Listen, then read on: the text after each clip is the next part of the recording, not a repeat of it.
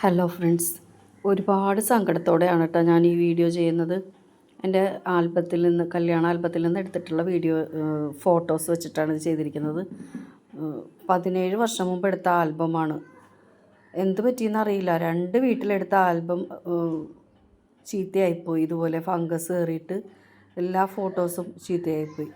എന്താ കാരണം എന്ന് മനസ്സിലാവണില്ല. അലമാരിയിലൊക്കെ എടുത്ത് ചീത്തയാവാതിരിക്കാനായിട്ട് അലമാരിയിലെടുത്ത് സൂക്ഷിച്ച് വെച്ചിരുന്നതാണ്. പിള്ളേർ വല്ലപ്പോഴും എടുത്ത് കാണുമ്പോൾ പോലും വേഗം മേടിച്ച് വെക്കാറുള്ളതാണ്. പക്ഷേ എന്ത് പറ്റിയെന്നറിയില്ല, ഇങ്ങനെ ചീത്തയായിപ്പോയി.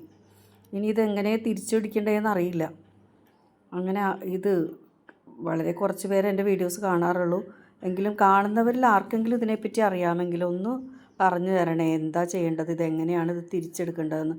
കാരണം നമ്മുടെ ഓരോരുത്തരുടെയും റിലേറ്റീവ്സ്, നമ്മുടെ കൂടെ ജീവിച്ചിരിക്കുന്നവരും അല്ലാത്തവരുമായിട്ടുള്ള മരിച്ചുപോയ നമ്മുടെ ഏറ്റവും പ്രിയപ്പെട്ടവരുള്ള ആൽബങ്ങളായിരിക്കും മിക്കവാറും കല്യാണ ആൽബങ്ങൾ.